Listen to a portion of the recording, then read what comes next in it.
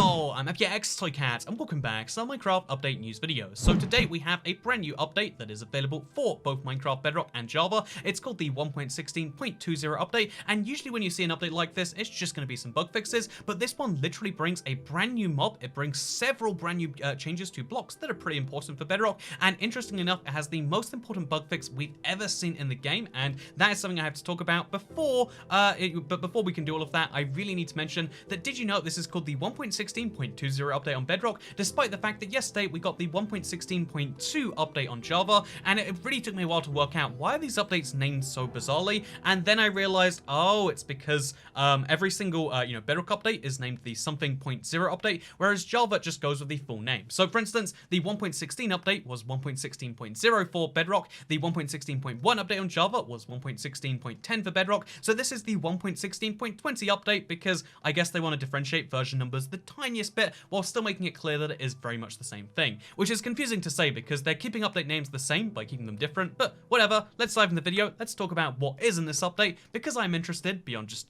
being nerdy about the names, because I like when things are well named, and I guess there's a cleverness to the naming it exactly the same to name it exactly different to name it the same that they've done with Minecraft right here. And let's start by talking about the things that are immediately visible on the surface, because hey, did you know there's a brand new mob in this update? I bet you didn't. I bet this hasn't come up anywhere else on the internet, but interestingly enough, when the Never update came out, they never truly finished it because they were always lacking the Piglin Brute. This is a Piglin Brute. He is not deterred by gold armor, and he will mess you up, to put things simply. And so yeah, they only spawn in Bastion Remnants, and I kind of like that because it means there's something really unique, and even if it's a mob that just wants to kill you, that you can only find in those places. And yeah, they have an insane amount of health. Oh, just like regular piglins though, if you keep them in the overworld, they will convert to zombie pigmen. But yeah, they have an insane amount of health at 50 health points. They will only spawn naturally, and they will not respawn once they're killed, which is kind of crazy. There is a fixed number of them you will ever have in your Minecraft world, and interestingly enough, on the Bedrock edition at least, they will manage to spawn even if you're playing the peaceful difficulty. So super interesting mob in my opinion. That is a very interesting thing you might not have known about the brand new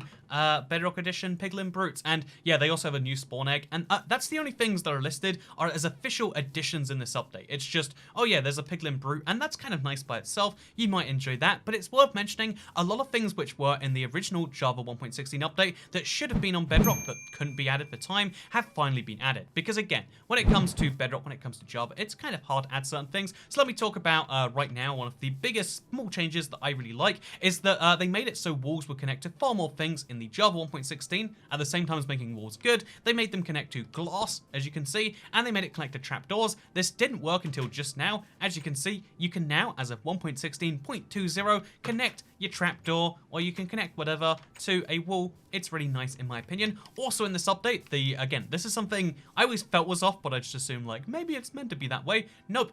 There are walking sounds when you walk on crimson planks and warp planks in the Bedrock edition. Now, I can't hear them right now very clearly, but they do exist. And the way more interesting one is a sound for climbing up vines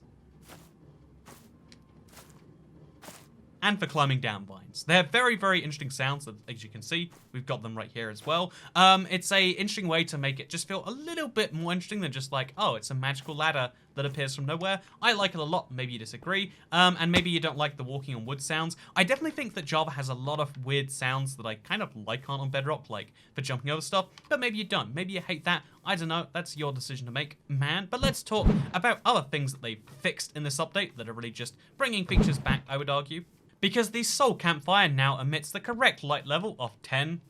Pretty hard to see in the daytime, actually. That was probably a bad way to do that. And if we break it, we're just going to get wood and logs. So as you can see, the Soul Campfire works delightfully. I mean, it emits a light level of 10, which is just bright enough that it means something in the dark, but it's not bright enough that it affects things in the day. I hate soul lights. I hate soul torches being super weak. Maybe you don't though. And also, this is one of Minecraft's oldest bugs that they ever fixed in the Java edition for 1.16, but they didn't fix it for Bedrock until just now, because did you know, if you break a furnace, like right now you can see, there are some diamonds that have been smelted in this furnace. I will say, it's not the best way to turn diamonds into diamond ore into diamond, but you do get a lot of experience when you smelt it. So previously, if I was to break this furnace, I would get no experience. I just get the resources back. If I break it now, all of that experience will come rushing right out. And I think that's really cool personally. Maybe you disagree, maybe you don't. You be the boss of yourself, you be the boss of me. I don't know, that's up to you to be. But let's talk about another change they made, because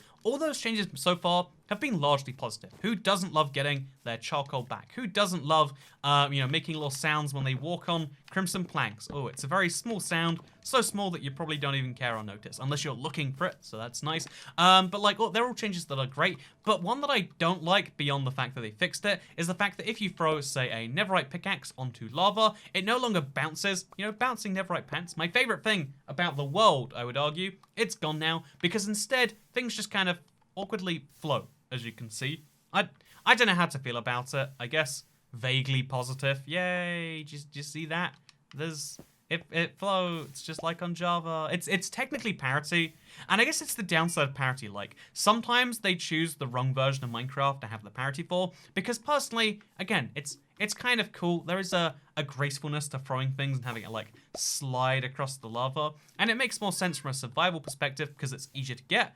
But it's cooler to see dancing swords and bouncing everything, and I'm just real sad is what I'm trying to say right here. And maybe you should be too. You know what? Yeah, I'm real sad and you should be too. That's the motto of every old person ever, right? Anyway, so let's talk about the next thing that I would like to talk about, because there are other bugs that have been fixed. It's not just again, technically speaking, netherite swords, a bug that have been fixed. Also, these used to be furnace minecarts when I last showed off when I made them. They're just minecarts now, because obviously.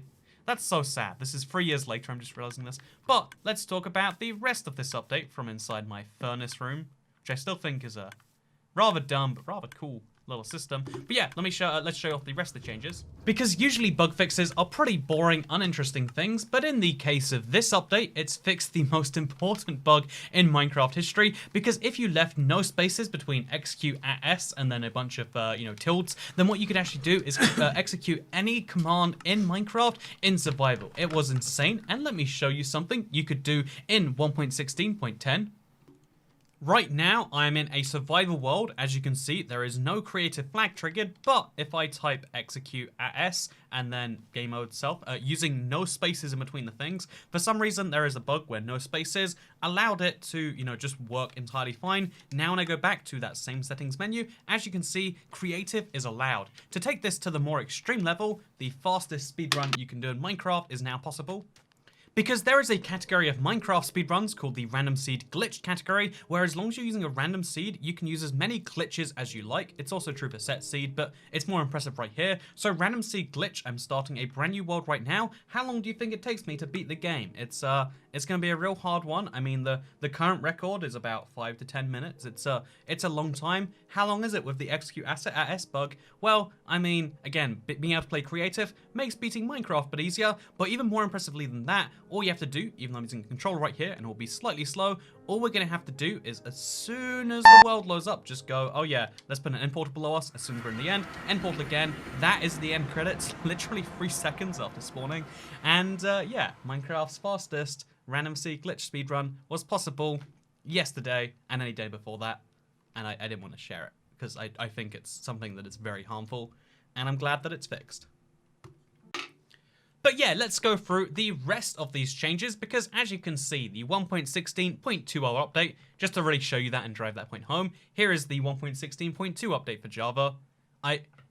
This point I want to make it so badly I'll do it right now. As you can see, Java 1.16.2, 1.16. Actually, wait, we're gonna have to go back for a little bit.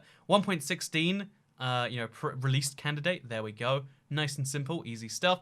Whereas on the Bedrock version, it was called 1.16.10, 1.16.0, and 1.16.20, because again, it's the same but different. It's either really clever or really dumb, depending on how you're looking at it. But let's talk about 1.16.20. The only features are Piglin Brutes, and then it's just lots of fixes. But let's talk about some of these fixes, because you might really appreciate the PlayStation 4 specific fixes. You might really, in fact, if you're on Switch, this is just, to me, this is dumb, because I like to play my world across different devices, so I use a realm to switch it from device to device. You have not been able to do that on Switch for a really long time, like, hilariously long. Let's see when it was first reported, actually. It was first reported in October of 2017. Like, come on, and I think it, like, got fixed, and then maybe got unfixed again. I don't know for certain, but yeah, the fact is, it's back. It's great. They got that going. They're meeting requirements for achievements offline, etc. That's great. Custom skins. Mob spawn radius is now 44 blocks at sim distance 4. Again, kind of an interesting thing in my opinion. You can use that to your advantage if you want to, or you can not. I mean, you use things to whatever advantage you like. Dolphins, fish, and squid now spawn in bubble columns again. Baby pigs despawn correctly. There's a lot of changes we can go through. Ooh, look, piglins no longer naturally spawn on streamlights, which actually pretty cool. Piglins now spawn on peaceful difficulty. Even though you don't really get to use them for stuff. Getting soul sand no longer produces a placeholder for soulfire block on pre-Never version locked content. Neverite items no longer bounce on lava. Again, it's a bug fix, but it's sad. Using bone meal on flowers or grass blocks no longer consumes the item if nothing can grow. Pretty cool. Fixed issues around duplicating items when reloading a world while a piglin is admiring an item. Wow, that's a wacky duplication bug. Neverite armor has a unique sound when equipped. Climbing vines now play a sound. Correct sound for placing never warp. Correct sound for placing warped or crimson materials. Ambient cave sounds are no longer played in marketplace content prior to 1.16. Interesting thing about this, I kind of mentioned it in or Jiggabob mentioned it in the interview, but they do a lot of effort into making sure that if they make marketplace content for 1.14, 1.13, etc., you can play that in future versions, and it effectively runs like a mini emulator for that version, which to me makes me question, why can't we play older versions? Why, if the game can do it, why can't we? Like, there is, the Minecraft versions prior to 1.16 are inside the game. It can effectively run them, so why can't we play those versions? I'd love to see that at some point. Maybe it's just not profitable. Who knows for sure. But yeah, I'd love to have that conversation about the fact, like, this fix proves that, like, it's one of the many things that makes you realize how powerful Minecraft Bedrock's update system is. Because even though Java gets much faster updates with a smaller team, I guess that's one of the kind of advantages that we should maybe take advantage of more. So yeah, just an interesting thing also here, because with a health bar, no longer depletes to 0 after half the health is gone. That's cool, I guess. With a health bar now reappears when returning from another dimension. Pretty good. Speed of credit rolls is no longer dependent on frame rate. I wonder if you had an insane frame rate if it'd go zoom, zoom, zoom past. That'd be interesting. Also, drown geometry is no longer broken in content packs. And you know what? There's a lot of changes. You're going to notice some of them. You won't notice others. But in general, the game has gotten more fixed, which is the point of these point fixes generally. But this one just also happens to have a lot of things which are basically features, which I like personally. I think that's great. This is likely to be the last update with actual features until the second update of this year. I'd love to have a discussion about that sometime. But instead for now, because this is a nerdy point update video and you're here, so you probably enjoy this discussion, let's go ahead and let's say, hey, 1.16.2 on Java, look at how much better the changelog is laid out here. Like, they tweaked the Bastion remnants, they changed some blocks, they changed some items, they changed some mobs, they changed some piglins, some piglin brutes, and like you can see it. And then there's the technical side for people who are like, oh, did you know that the world gen configured server can contain definitions for world carver settings? I know what some of those words mean individually. Like, I kind of like that they separate it into two sides if you want to have the casual versus the complex one. Whereas Bedrock is like new features, and then, okay, we go through that. And then it's fixes. But again, a lot of fixes feel like features. And it means that this is effectively technical, you know? Because some people are like, oh yeah, I have no clue. What the heck? A loom blocks no longer causing an out-of-memory crash when using a high-resolution resource pack is. What does that even mean? You know, like some people, obviously, you can work it out, you can think about it, but if you can't immediately understand it, it seems kind of, tricky like that. So, I don't know, maybe just bug fixes. Again, a lot of bug fixes just feel like features at this point because of how long they've been broken. Like, if we look through the bugs, you can see this one, 58,000, pretty low down, 80,000, very new. You can kind of see through them and see which ones are newer and which ones older. But if we scroll all the way down to the furnace one, you can see, oh, this is actually only reported recently. But like, this is one of Minecraft's oldest bugs. It's kind of cool to see that fixed. This custom skins not working multiplayer issue has been around since 2019. There's a lot of bugs. It's interesting stuff. Maybe you know, maybe you don't. But yeah, I think Java changelogs are laid out better. There's a lot of things that Minecraft can learn. There's a lot of things, in my opinion, that Minecraft can learn from Minecraft, and I think maybe Minecraft should start looking at Minecraft's homework. And also, yeah, that point thing. Now you know which update's which just by looking at the version. Do you see the 0? 0 means Bedrock, and nothing means Java. Sure. Thank you very much for watching this video. Hope you all enjoyed it, because I'll see you in the next one. Goodbye. Next one will be better than a video where I just talk over a changelog. Who am I kidding? You guys love this. This was my best video I ever made. You made it to the end, so, you know, that one's on you, isn't it? Okay, goodbye.